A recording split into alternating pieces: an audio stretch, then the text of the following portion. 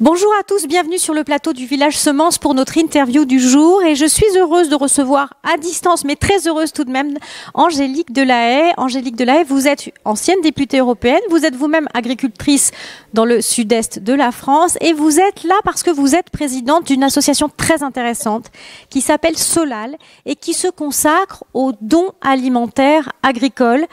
Alors, nous sommes dans une crise économique. Selon les professionnels du secteur de l'aide alimentaire, 8 millions de nos concitoyens vont avoir besoin d'aide cette année. Et c'est donc le moment de parler de la façon dont le monde agricole s'est organisé pour faire sa part et pour donner des produits à ceux qui en ont besoin. Alors, est-ce que vous pouvez nous parler un petit peu de Solal, peut-être? Solal qui a 7 ans d'existence, Angélique Delahaye. Exactement. Solal est né de l'idée de Jean-Michel Lemétayer, ancien président de la FNSEA, un agriculteur dont on peut dire, comme beaucoup d'agriculteurs, qu'il avait du cœur.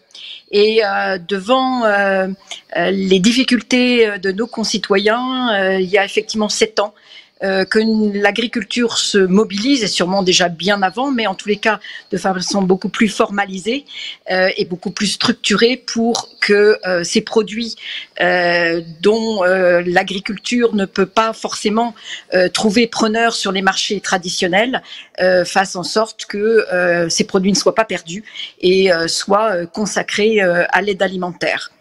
En fait, Solal marche sur 2 pieds. La lutte contre le gaspillage alimentaire, et ça c'était plutôt mon idée et mon souhait, et puis celle de Jean-Michel qui à un moment ont convergé pour faire que Solal soit mis sur les fonds baptismaux. Malheureusement, quelques semaines après la naissance de Solal, Jean-Michel nous a quittés brutalement et le conseil m'a demandé de continuer cette aventure qui aujourd'hui je peux la résumer en 3 chiffres. Très simple. Ah oui, c'est très bien. Donnez-nous quelques chiffres qu'on sache un petit peu de quoi on parle. Voilà. Alors, Solal, c'est depuis sa création 20 000 tonnes de produits agricoles qui ont été collectés. Et on peut ramener ça en équivalent repas. C'est donc 40 millions de repas qui ont été distribués grâce à la générosité des agriculteurs. Et la particularité de ces collectes, c'est que elles sont essentiellement faites à base de produits frais. 98% de ce que l'on collecte sont frais, des fruits, des légumes, mais aussi sont des produits dont les associations alimentaires ont malheureusement cruellement besoin parce qu'elles sont essentiellement approvisionnées en sec et de conserve. Alors, comment ça se passe? Il y a un système... rajouter sur Solal. Angélique Delahaye, vous m'entendez? C'est vrai que c'est compliqué. Juste une dernière particularité de Solal. Solal est un modèle unique. Et d'ailleurs, nous sommes aujourd'hui sollicités par d'autres pays européens pour expliquer le modèle de Solal. Et nous avons même été contactés par des universités canadiennes et américaines pour leur parler de ce modèle absolument unique en son genre. Alors, comment ça fonctionne, Angélique Delahaye? Comment est-ce que comment ça se passe pour qu'on aille chercher les produits dans les fermes, là où ils sont en surplus ou destinés à être donnés par générosité? Comment est-ce que ça se passe? Qui vient collecter? Et comment est-ce que surtout c'est redistribué après, tous ces produits, tous ces équivalents repas? Comment est-ce qu'ils arrivent sur la table de ceux qui en ont vraiment besoin? Alors, on a été, pendant un certain nombre de mois, on a regardé comment tout ça pouvait fonctionner. Et en fait, on est arrivé à faire en fait du sur-mesure. Parce qu'il n'y a pas 2 dons qui sont identiques, ce sont souvent des produits différents, qui n'ont pas toujours les mêmes durées de vie. Comme c'est des produits frais, souvent des durées de vie extrêmement courtes, ils sont pas tous au même endroit. Un don, c'est quelque chose d'extrêmement aléatoire. Un jour, vous en avez, un jour, vous n'en avez pas. Donc, on a fait une solution qui est une solution sur mesure, qui fonctionne 365 jours par an et qui peut se mettre en place au travers d'une application smartphone. C'est-à-dire que l'agriculteur télécharge l'application Solal, don.solal.org, et à partir de là, il a un questionnaire extrêmement simple qui nous permet, quand le don est prêt, de savoir comment Solal va le distribuer et quelles sont les associations d'aide alimentaire qui vont venir le chercher. En fait, on est une espèce de metteur en relation entre quelqu'un qui a quelque chose à donner et quelqu'un qui a un besoin à satisfaire. Et généralement, ça va aux associations plutôt locales, plutôt dans l'entourage de l'agriculteur qui fait ce don alimentaire? Alors, l'important, effectivement, c'est d'être le plus réactif et le plus rapide possible, puisque ce sont des produits frais. Donc, on propose aux antennes nationales le don, on leur dit voilà ce dont on dispose, voilà à quoi ça ressemble. Quand je dis à quoi ça ressemble, c'est X kilos dans X emballages et c'est à tel endroit. On sait que l'agriculteur, quand il a des produits à donner, c'est souvent qu'il est en difficulté, que le marché va pas bien. Et donc, notre souci, c'est de lui faciliter la vie. Il nous dit simplement ce qu'il veut donner et nous, derrière, on se charge de tout. On contacte l'association, on voit avec l'association quand est-ce qu'elle peut venir le chercher et on renvoie un message à l'agriculteur en disant tel jour, telle heure, l'association viendra le chercher, vous n'avez à vous occuper de rien, ou un transporteur viendra, puisqu'on bénéficie aussi d'aide au transport. On a des chaînes logistiques comme celle de Carrefour, la supply chain, qui nous fait des transports gratuits quand il s'agit d'aller d'une région à l'autre. Parce qu'il y a des moments où, quand on est dans des campagnes comme la campagne d'endives, on ne peut pas proposer des endives matin, midi et soir aux gens du Nord qui ont besoin d'aide alimentaire. Donc on essaye d'en envoyer aussi un peu ailleurs et à ce moment-là, on a recours à ces chaînes de distribution qui, au demeurant, ont, comme c'est un don qu'elles font, aussi la possibilité d'avoir des avoirs fiscaux. Est-ce que toutes les filières agricoles peuvent donner via vos réseaux Solal, Angélique Delahaye?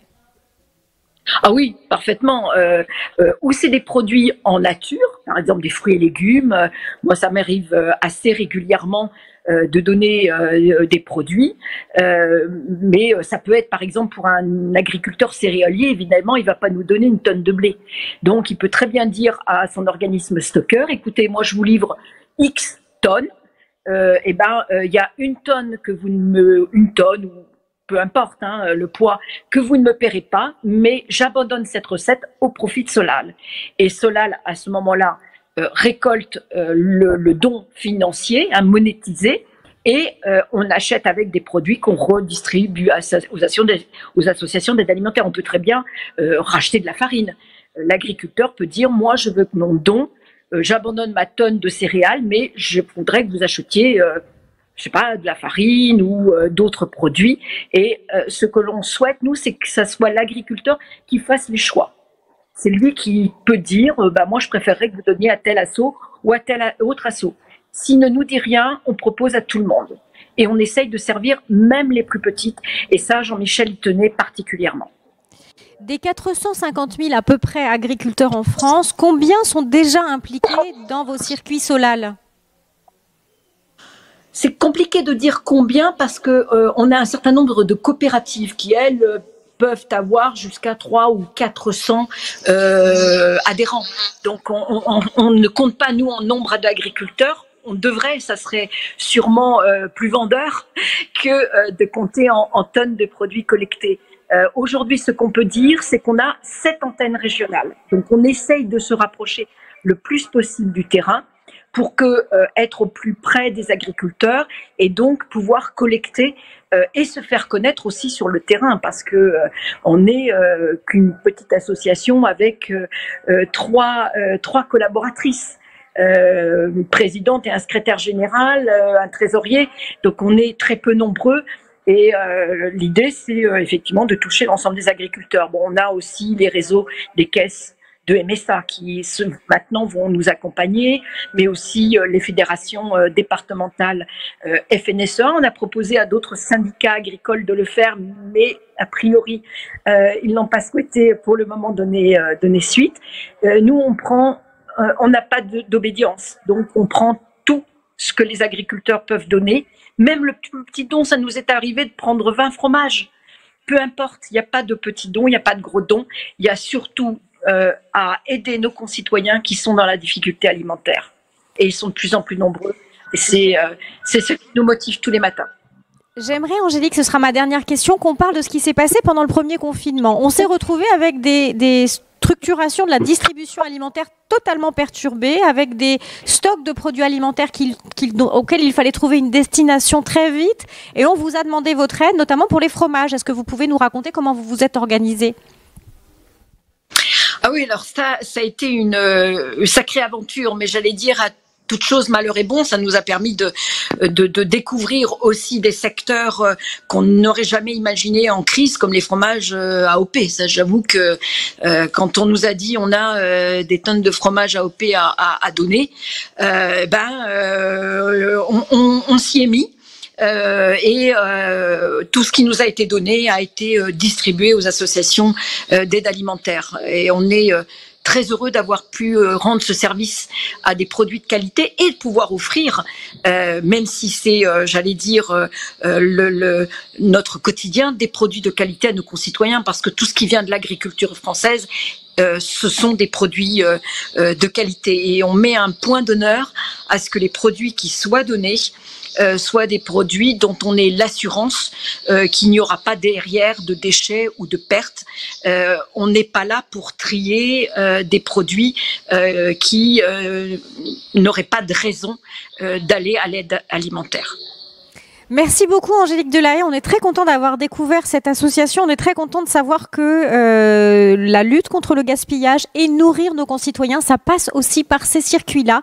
Merci d'avoir pris le temps de nous faire découvrir Solal, j'espère que ça donnera des idées aux agriculteurs qui nous regardent. Je vous souhaite une bonne journée Angélique Delahaye et à bientôt.